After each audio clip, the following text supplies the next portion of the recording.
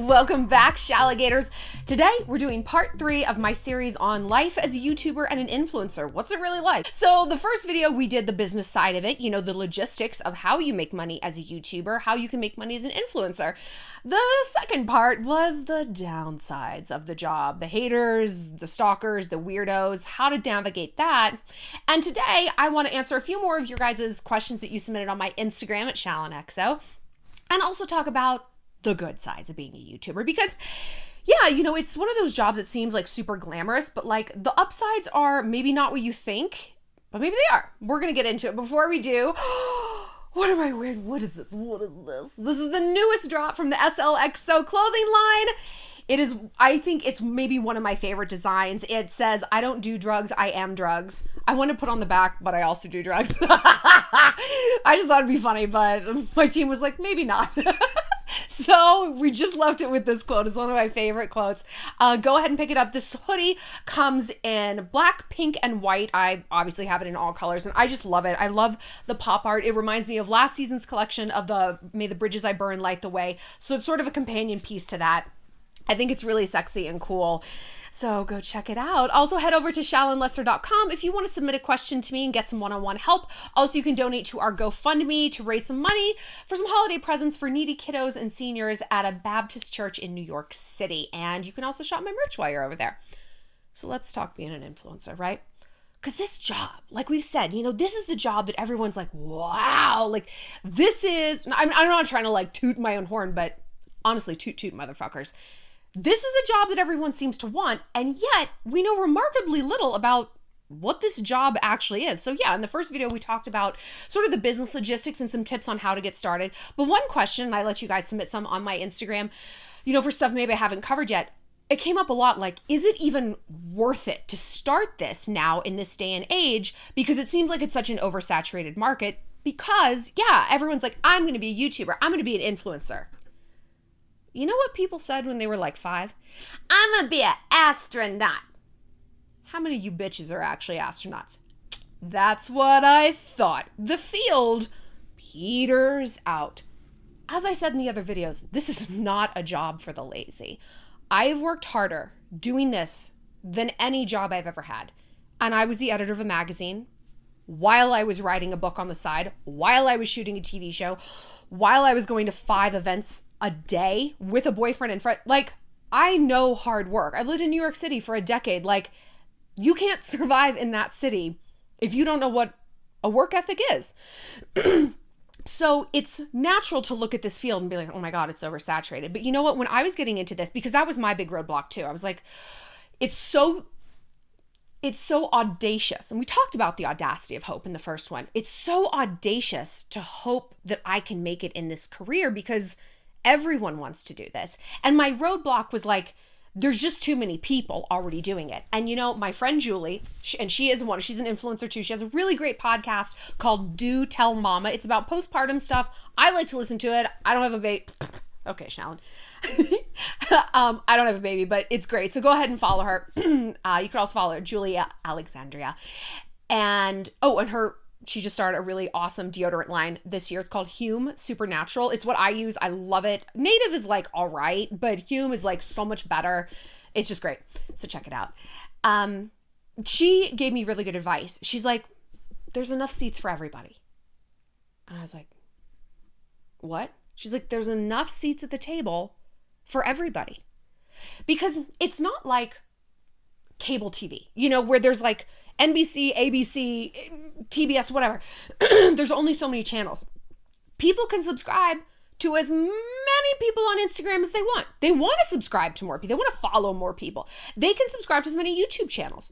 Although I will tell you, people are more likely to follow on Instagram than they are to subscribe to YouTube. So this is another metric that I actually had meant to mention in the business side. Like, if you have 100,000 YouTube subscribers, that means way more in terms of conversion and like clout than to have 100,000 on Instagram. Because first of all, you can buy people on Instagram. You cannot buy fake followers on YouTube. I mean, not that I know of. And yeah, no, I don't think you can. Like, it is a very pure metric. Like, it is what you can't buy views. I've never heard of being able to do that.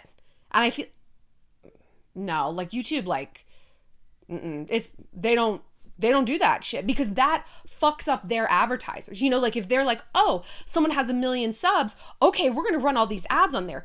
The people buying those ads, the companies running ads are going to be like, what the fuck? Like, what was this conversion? Why did I only get 20,000 eyes on this? And they're going to be like, I don't know. We thought this dude had 100 or 1 million subs. So they would not abide that. My point is, it is harder to grow a YouTube following than it is an Instagram following because, you know, Instagram, you're going to scroll. It's a lot faster to consume. YouTube, it does take more time. Like you have to sit and watch something and you're not going to watch 50 videos a day where you can easily see 50 accounts on Instagram in 5 minutes. So just keep that in mind and don't live and die by subscriber count is my point, because we've talked about it before that, you know, it's truly watch time is king versus subscribers or even view counts. It's watch time all the way. So yes, get into this. If there's something you feel passionate about, that's okay because your niche might change. And I get this all the time. It's like, oh, is it stupid? YouTube is not going anywhere. It really isn't. It's a juggernaut. It's just going to continue. There's going to be more apps that come up. I mean, it's interesting to think like this time next year, what is there going to be that's popular? I mean, a year ago, TikTok was like around, but I mean, I feel like TikTok has just exploded this year. And a lot of people are like, should I still get into it? Like, yeah, you know why? People are going to be just as bored and needing just as much distraction. So why not? And we're in a bubble, right? This is a boom town. This is like a gold rush. 98% of the people who went out west for the gold rush, you know, I love the West, they went home broke and empty-handed, right? Because they gave up, because they couldn't hack it. That's not going to be you. Because if you're watching this channel, you are serious, you are smart, you are judicious, you are a planner, you're an alpha, beta. No, you're an alpha. You're an alpha female, right? Not a beta. So you're going to stick it out. I mean, if you enjoy it. So the pop that you see now is going to decrease. And then there's going to be another pop of new people coming up and it's going to decrease. But with every creative endeavor, what I have realized is the people who stick it out, they end up successful. If they not only stick it out, but they learn along the way. That is really, really crucial. I have had to learn more with this job. And the learning curve was a learning curve because where I was at Star being an editor, there was kind of nothing left to learn. I knew how it worked. I knew grammar. I could write. And to a large degree, I was on autopilot. This job, there's no autopilot because there's no one else that can do this for me. There's no coworker. There's no boss. There's no IT department. There's no mentor. This is shit I'm figuring out on my own. And yes, I have a management team, but at the end of the day, like, I don't feel comfortable having other people like know more about my job than I do. That's a very precarious way to live, right? It's almost like being a sugar baby. Like someone else has the reins. Like, yeah, you're enjoying the fruits of the labor, but if they want to like cut and run or not disclose something to you, you don't know what you don't know. So I've had to learn about podcasts and ads, merch, website development, SEO, video, lighting, makeup, and none of these things relate to one another. Like none of these things correlate. So it's like I showed you guys the octopus, my business octopus in the first video. I have 8 different jobs and counting. You know, there's new endeavors that I'm launching next year that I'm like getting up to speed on. There's going to be a radio show coming. Oh, I'm so excited. I'll talk more about that in another video, but I have to learn all about radio production and things like that and like music and get into that. But you know what? That is the upside to this job. Before I moved to New York City, I told you guys that I almost moved to LA to pursue acting and comedy. I was doing like improv comedy, like semi-professional, and I was really going to like put my back into it. And people would be like, why do you want to be an actress? And I always had the same answer. They get to live so many lives in one. Did you ever see the movie Charlie's Angels with like Drew Barrymore and Lucy Liu? That movie like changed my life. I'm so embarrassing, but it blew me away. And I remember listening to interviews with the girls in it, and they had to learn to surf. They had to learn like kung fu. Lucy Liu learned Japanese when she was in Kill Bill, and I was like, wow, like they get to live so many different lives in one. They got to live so many lives in one. They weren't just like, in their cubicle just watching the years fly by. And so me doing this job, I feel like I get to have like 8 careers at once. And for some people that's like, oh, I don't want 8 careers at once. Okay, then this might not be the job for you, you know? But if you like the idea of being super diverse and knowing a lot of things and growing and challenging yourself, like I love it. I'm an alpha female. I am a hunter and I am a predator. And what do predators need? They need conquest, right? They need to kill, they need to hunt, and they need to win. And the way that manifested in my 9-to-5 life was I was climbing the corporate ladder, you know? And it was satisfying when I would get a promotion or like make a new project or whatever. But it's not satisfying like this is. This is like to my very DNA, like, yes. Because at the end of the day, with a 9-to-5 job, you're working for someone else. And they can say that they value you, and they can say that they're loyal as you are. They don't give a fuck. They don't give a fuck. This is why I'm always like, take your vacation days, take your lunch break. If you need to go to the dentist, take that morning off. Like, have a work-life balance. Because if you think that this corporation gives a fuck if you live or die, they don't. They don't, right? I literally had someone in my office die. It was awful. And they gave everyone the afternoon off. Next day was business as usual. There was someone new at his desk. It makes my skin crawl even thinking about it. But that was a huge wake-up call for me. There's no loyalty. But let's talk about the work-life balance, because I remember in the last round of questions I let you guys submit, Shallon's Girl Guide, hi! She asked like the best question, like, are you always working? Like, how many days a week do you take off? And do you ever have a day where you are just off duty? You're not even thinking about work. How often does that happen? Never. I'm not lying to you. I've been doing this for almost 2 years. I have taken maybe 5 days off. Maybe. I think I've honestly had 2 days where I truly wasn't doing anything. That's not even true though, because there's always something, like, because the things that you used to do for pleasure are now your job. It's like kind of being like a hooker, you know, it's, this thing that most people do just for fun. Now you're getting paid to do, right? And everyone likes sex. No one wants to be a prostitute and do it when you don't want to. So if I go on Instagram to just chill out, it's like, a fan account's posting something, I need to repost that. And this reminds me of an ad I need to post. And okay, well, I'm going to upload this thing. And how can we, make the picture look good? And what are we going to tie in to promote? There's always something. And that's not necessarily a bad thing, because I love this job and I love every tentacle of my business octopus. But it is truly team no days off. Like, if you need to unplug from a job and have a very healthy work-life balance, this is not it. I have no work-life balance. My job is the entirety of my thoughts. I mean, it's not the entirety. I have a boyfriend, I have my friends, but to turn it off is, even when I'm on vacation, people are like, do a vlog on it or document, and I want to, that's not like, I'm not like angry to hear that. And this is the deal though. It's like my life belongs to the world. It belongs to other people.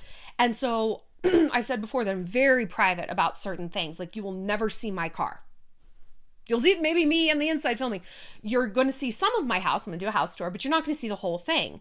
Like, I don't overpost my boyfriend. I put a picture on stories today of him and I'm like, ooh, that's a lot. There's a lot of things that I keep private just because I'm like, this has to belong to me. This has to be just the thing that I do for myself, because it's a slippery slope and I'm naturally a sharer. If you get into this job, that comes very naturally to you.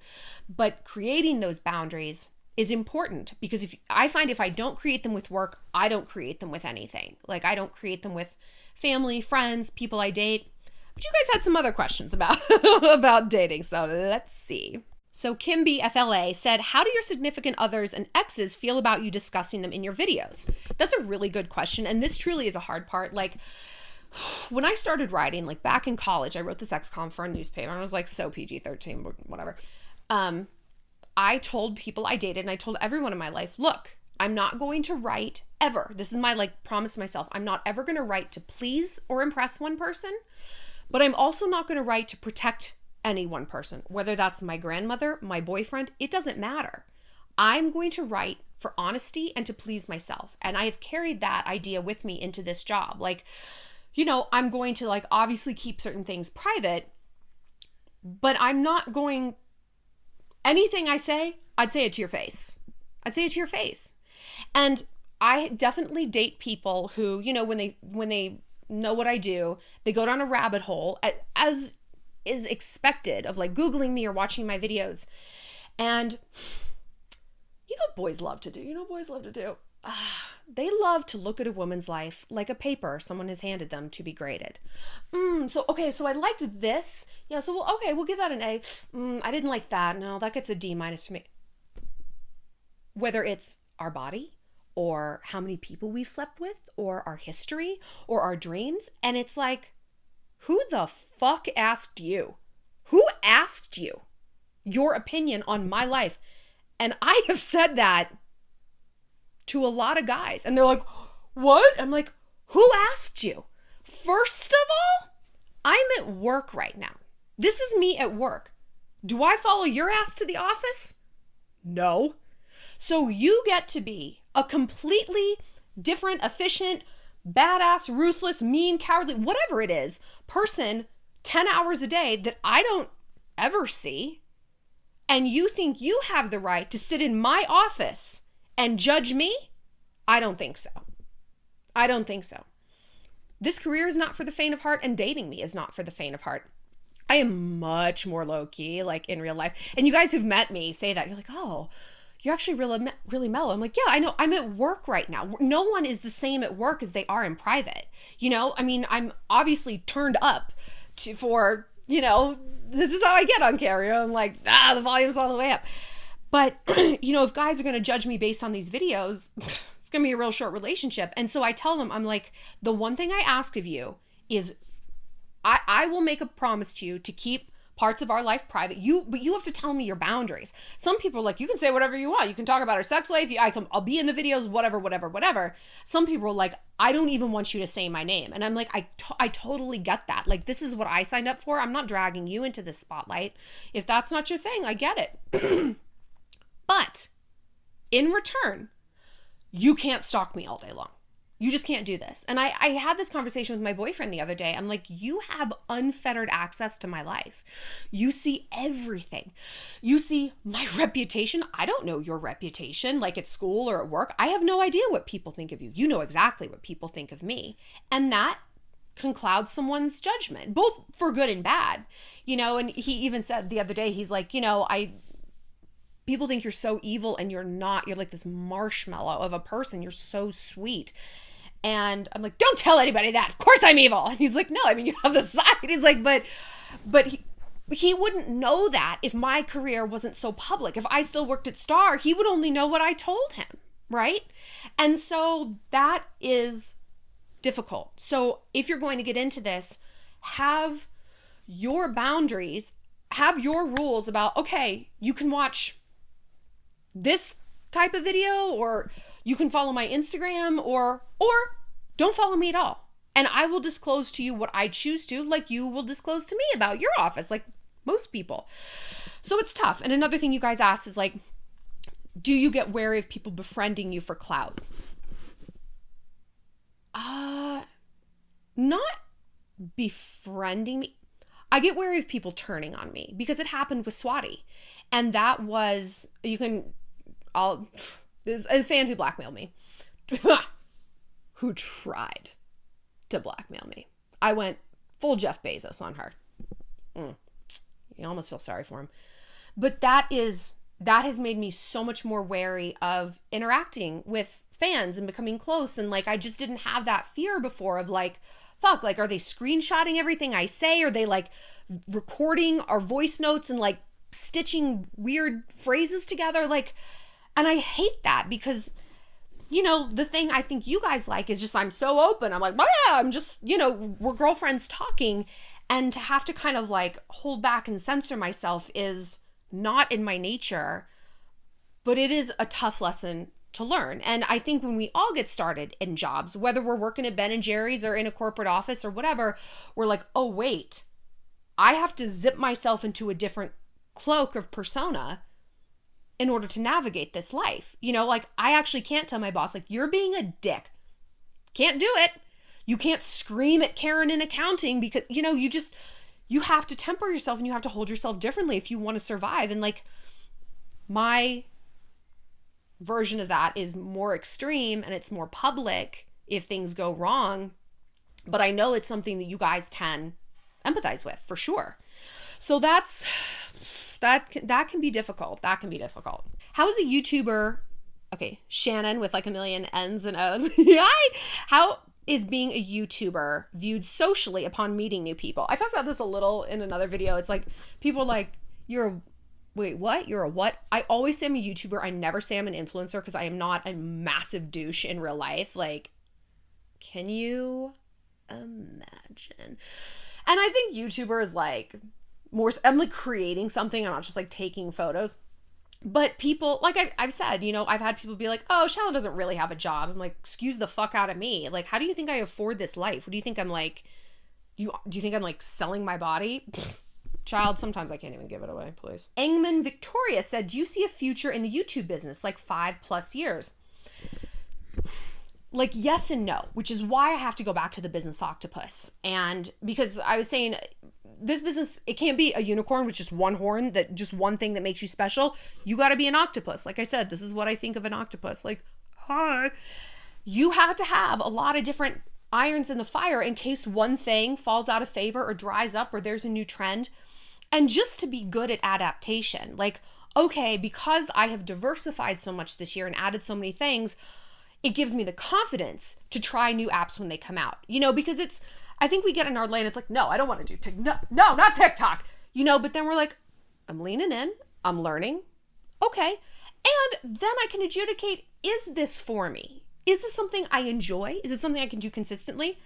Is it making money? That's a huge thing. Like, there's pressure to do all sorts of like cool, fad, trendy things. Honey, you know the motto. If it don't get me laid and if it don't get me paid, I'm not going to do it.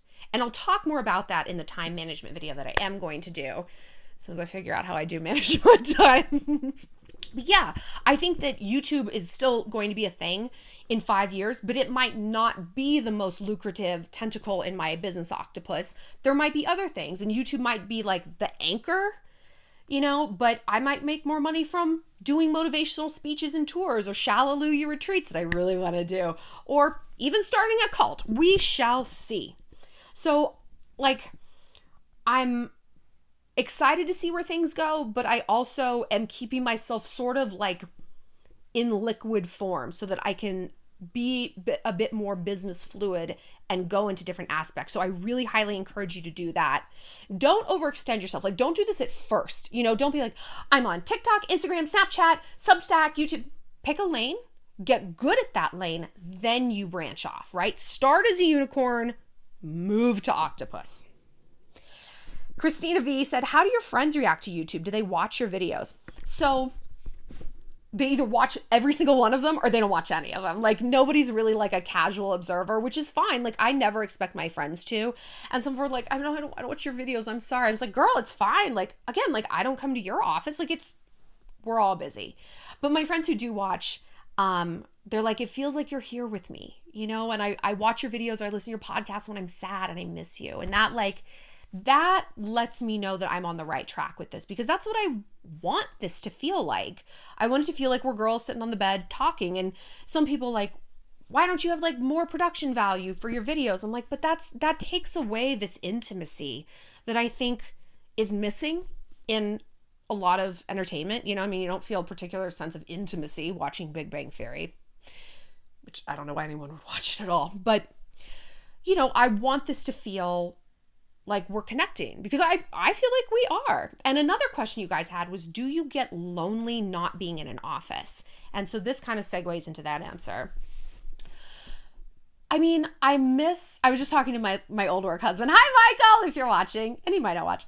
He was my work husband at Star, and he would like come and he'd be like, girl, we have to bitch about something. I was like, yes. And I miss that. Like, I miss the camaraderie of an office. But I realized that a lot of that camaraderie was based in misery. we were complaining. That's what we were all doing. We were jointly complaining. No one was in the coffee room and like, do you guys not love it here? I love it here. I know. I love our bosses. No, we were complaining. And that's fun. And it definitely builds, you know, a sisterhood and a brotherhood and whatever. But it cultivates a lot of negativity. And there would be days when I would go in and I was in a really good mood, and then other people are bitching and you're like, yeah, you know, you're trying to be empathetic and bitch back. And then it's like, well, now I'm in a bad mood. Now I'm in a bad, shitty mood. Okay. And, you know, I'm an only child, so I'm okay being alone. I've actually become sort of like worried about how okay I am being alone. But this job, like, I don't feel alone because talking to you guys, like, you know, it's 2020. Like, we are so used to talking to our friends, not always only IRL. Like, after you graduate from college, you don't see people on campus or at sorority meetings. Like, you have to become good at like texting and calling and FaceTimes and all that stuff, and keeping up with each other through like tagging each other in memes. So it's like that method of communicating with people I love is how I communicate with you guys, who I consider both the people I love and my friends and my coworkers all like roll into one. So in my mind, I'm like, I'm talking to people all day long. I'm constantly talking to people, even though I'm not sitting in a chair next to them. But, and I'll talk about this in the time management video, you have to be a self-starter. And a good way to do that is to practice routine in the micro areas of your life. You make your bed every day. You floss every night. You walk the dog at 9, 12, 3, 7, right? Like, you have schedules so that this self-starting concept is simply just what you're used to. This is just how you conduct yourself.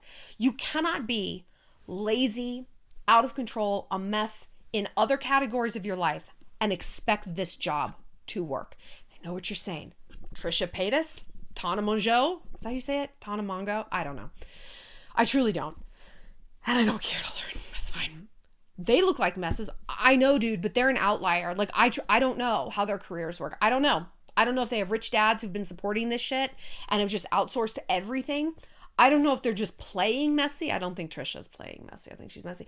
But like in her video, she's sitting on the floor in front of her fridge. I'm like, what are you doing? And she could probably be making more and having more tentacles to her octopus if she wasn't messy, right? So you have to look at that and it's like, all right, they're a mess. But first of all, where's the longevity there? Like, to me, this is like kind of one-hit wonder territory. And also, is this simply a constructive way to conduct your life? No, it's a chaotic, insane, exhausting, fragmented way. And that's usually not a very lucrative way to do anything. A few more questions we got. Suma Sashla says, you guys look so cute together. I posted a picture of Vince. She's like, do you rewatch your old videos or is it too cringe?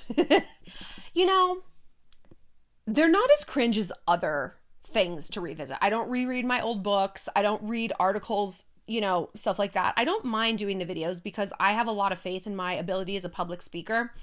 I think truly I am like in the top 1% of public speakers. I don't mind being a bit braggy. Why shouldn't we embrace what we're confident in and what we're good at, that we have worked hard to be good at? I think if you're bragging about something that God just gave you, it's like my butt. You're like, all right. But if this is something you've worked at, anyway, so like I think that my public speaking skills hold up. I'm like more embarrassed by like production value, like my backgrounds or my thumbnails, like that I'm embarrassed about. So I try not to do that. But no, I don't typically rewatch old things. It's just, I honestly just don't have the time. And you guys will ask me questions about like other YouTubers and do I keep up with YouTubers? I'm like, I don't. And because I'm all output. I'm very little input, you know, and we'll talk again about this time management, but I barely had time to like read books. I hardly ever watch TV. Like maybe if I'm folding clothes or like vacuuming, I'll like have the TV on or cooking dinner, but I'm never not working. I'm up at 7. I'm in bed by like 11. And the first thing I do in the morning is work. And the last thing I do at night is work. And, you know, I love it, but it's an intense lifestyle. So yeah. And yeah, I'm going to do like a day in the life so you can see some of it. Oh, Sissy Otero said, how long is the average or normal time to wait to see if it works? I would say about 2 years. And I remember talking to my friend Adam Newhouse. He's a producer at 30 by 30 at ESPN. He's great. Hi, Adam, if you're watching. Probably not. That's okay.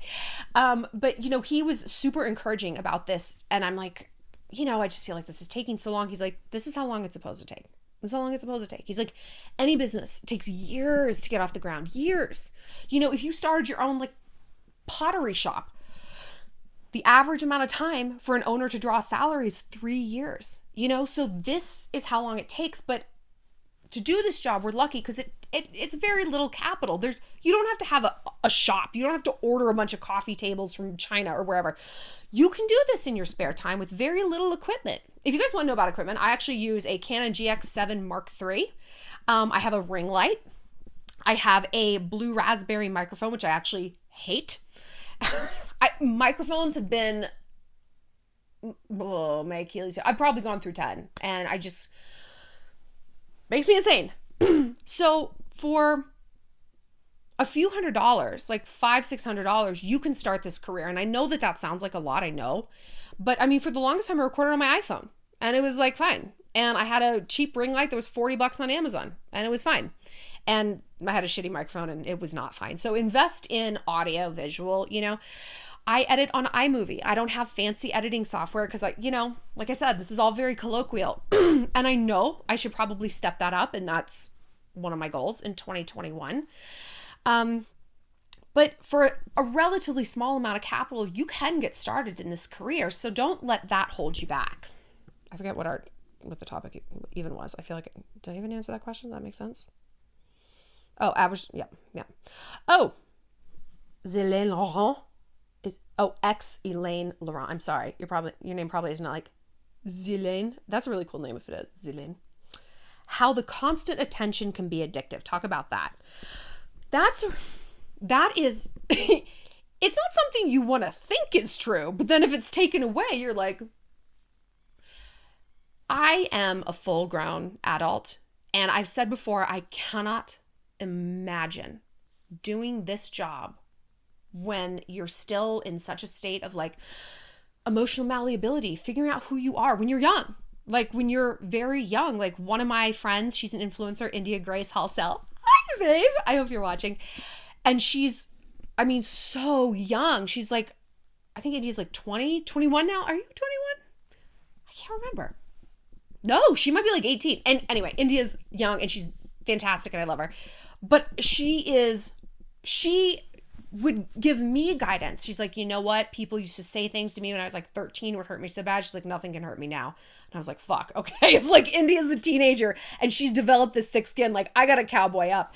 But the resilience of people to get into it that young, and I don't know, it's tough. It changes you. And yeah, you can get addicted to attention. I don't even think of it as attention. It's like I get addicted to being heard, to having a voice. And I am the inverse of the people who hate me. People who hate me, people who embark on cancel culture and try to cancel everybody. It's because they don't feel like anyone's listening to them. And if you actually pay attention to what they're saying, it's like, no shit, nobody's listening to you. You're an idiot. And they embark on this like campaign of hate or canceling or whatever because they feel like it's going to get them heard. And sometimes it does, like you open a BuzzFeed article and it's like, this is backlash on Twitter, is what people are saying. And they're like, oh my God, this is my moment. Fucking losers. Ugh. So I am lucky enough that people are listening to me. And if I have an opinion about something, I have an audience who's listening. And so it's not attention like, oh, I've gotten so many likes and everyone thinks I'm pretty. That's nice to hear. And I look at likes on Instagram or something or thumbs up on YouTube as more of just a metric of what people want to see. So that helps me shape my content because you obviously want to post things people enjoy. Why do I want to subject people to shit they don't like? What's the point? But I am at an emotional place and a self-esteem place where I don't need other people to like me. If you think I'm fat or ugly, sucks for you. Like, I don't believe I am. So that doesn't mean anything to me. And I could probably fuck your boyfriend. I'm just kidding. You don't have one. So it's not attention. It's feeling like what I'm doing has impact. You know, like you get addicted to not relevancy like clout, but relevancy like legacy. Like, okay, my life here matters. My contribution matters in this world. The art I'm creating matters. It has impact on people's lives. That I think that I would say is addictive to me. And, you know, the compliments I like most aren't, you look so pretty, you look so thin. I mean, I like to hear I look thin. It's, you've changed my life. I couldn't have done this year without you. Because of you, I left a fuckboy. Because of you, I'm not anorexic. Because of you, I wrote that book. Like, that's when I'm like, because it validates all the bad things, you know, for everyone's like, you're fat and you're stupid. I'm like, okay, well, sorry, but I help someone in a meaningful way. And I'd rather be fat and stupid, but helpful than thin and beautiful and like not doing anything that contributes to this world. So, you know, I don't know. Sorry you're mad about it or whatever. So Humdu had a really good question. How did you grow your platform and build a brand? Truly, the largest dragon you have to slay in building your brand is the dragon of dignity and embarrassment. It's funny when we think about the things that we post or like going for dreams. Forget the things we post. If we have a dream in our heart and we want to like go for it, writing a book, opening a store, going to law school, when we have these negative thoughts and the doubts, they have a shape. They have a face. They're a person. Or maybe they're not a specific person. They're like a group of people. Those bitches from high school, your sorority sisters, your two evil cousins, right? They function as these sort of like monsters that they're sort of a different kind of hurt locker. Like we store our fears in them. And so when we picture like, oh my God, I can't do that. X, Y, and Z are going to say something about me. You know, they're going to like laugh behind my back. For me, it was like people from high school. Like, oh my God, I can't like hashtag like shalliterature and shallelujah and like brand myself like this. I can't come out here and say I'm a YouTuber. I can't call myself an influencer. What's like Darren and Hillary and Colleen from high school gonna say? And I'm like, first of all, do you even talk to these people? I talk to Colleen. Colleen's one of my best friends, so she would never say it. Just the first name that came to mind. But like, if I get granular and like throw some light on these monsters, because monsters live in the dark, it's like, first of all, why do you think they even care? You know the phrase, you wouldn't care so much what people thought about you if you knew how seldom they did. These people from high school who I am envisioning in their basement with like a whiteboard and like a meeting talking about like, hear the daily meeting of Shallon's stupid behaviors. Like they're not doing that. And if they were, what losers? Like, what losers? Who cares that much? So, if that's even true, that's the last faction of people I would care about pandering to. I'm like, well, I definitely don't care what you guys have to say. You're weirdos. So, once I just force myself to ram through that roadblock of, oh my God, what is this group of people going to say? They're going to laugh at me. They're going to be like, she's pretending to be an influencer. Well, bitch, you can fake it till you make it, can't you? And maybe I did. It's working. So it's like, why am I letting the imaginary gossip or even the real gossip hinder my dreams? What's the pot of gold at the end of that rainbow? Do I get a check at the end of the year? A tax rebate? No, you just are kept small. So once I embraced being a douchebag, people are going to think I'm a douchebag. Everyone from high school is going to be like, did you see Shallon? She's like a professional douchebag now. Yeah, I am a professional douchebag. And you know what professionals do? They get paid. You're just a douche and you're doing it for free. Okay, once I embrace that, like everyone's going to think I'm a complete lame-o, a douche. It's like my whole world opened up. And now I'm like, I am a douchebag, but I'm making it work. We're making money off of it. Then I felt this freedom to create. And ironically, once I embraced that freedom, I ceased to be a phony cosplaying douchebag. I became a real one. Like, I became a real professional. I mean, not a real douche. I am. But that, I didn't realize how badly that was holding me back. So if you're looking to grow your brand, truly a lot of it that's holding you back is emotional. It's in your own head. So look at those tape loops, examine them. Like, if you have these doubts, like, follow that dragon. Like, where is this going? Where is this emanating from? Are these doubts valid? It's like, maybe they're not doubts and negative tape loops and paranoid gossip. Maybe it's like your mom being like, you have so much credit card debt. Now is not the time to buy a $700 camera. Okay? That's valid. That's fine. Make a plan, pay down the debt if this is what you want. But if it is like more of that paranoia, that specter of doubt hanging over you, see what you can do to dispel that. Because like I said, at the end of the day, you're just holding yourself back and letting losers win, if they're even saying these things at all, which they probably aren't, girl. One thing I've learned about humans, everyone's only focused on themselves. Can you remember the last awkward thing your friend said? I can remember awkward things I said when I was 6. I have an endless, constantly updated emotional mental catalog, right? I don't remember anything that anybody else does. I only remember myself. But this is like the good news and the bad news, right? We only are focused on ourselves. So that should like free you up to do whatever you actually want to do. And our last but not least question, Luna Do says, how to not feel embarrassed if you were to record in public? My God. I know. I was like filming because I'm doing a day in the life thing, and I was filming something yesterday, and I like had a selfie stick. It's just a necessary part of the job, okay? And you can feel people looking at you and they're like, what a douche. And I'm like, I'm a professional douche. There's a difference. Getting paid for this. But I go back to that. I'm like, okay, yeah, I'm a douche, but this is my job. And again, I don't observe any of these people at their job. I'm sure there's things they do at work that I'd be like, wow, okay. You know? But people take for granted that they get to observe my job and I don't observe theirs, but it is cringy and I really try not to do it. It's just, there is nothing more revolting or skin crawly than watching someone taking a selfie of themselves. It's like masturbatory. It's disgusting. It's horrifying. And so I really try not to do it. Like, I will literally go down like a dark alley if I have to, or just ask even a passerby to take a photo. It's less lame to, I don't know. Ugh. So again, that's part of the dragon you need to slay of dignity, and try to keep it to a minimum, but also just know it's like, hey, the ends justifies the means. This stranger walking down the street can be like, you're a douche. I'd be like, fine, I don't even know you, bitch.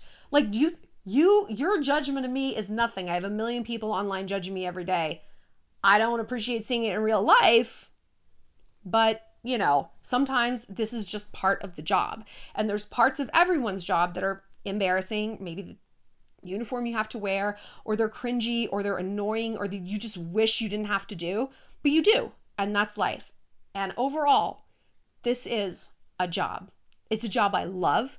It's a job I feel so self-actualized doing. I feel like I really, like I said, I'm getting to live so many lives in one. And that's like just so deeply satisfying. I feel like I'm cheating the system. Like I'm outrunning time itself by getting to do all of these things at once and live so many experiences that, a lot of people don't get to. And not all those experiences are great. But, there's a beauty for ashes. There's a beauty in the pain, because the pain that I'm experiencing, it's isolating. But how many people can say they've even gotten to experience something so extreme?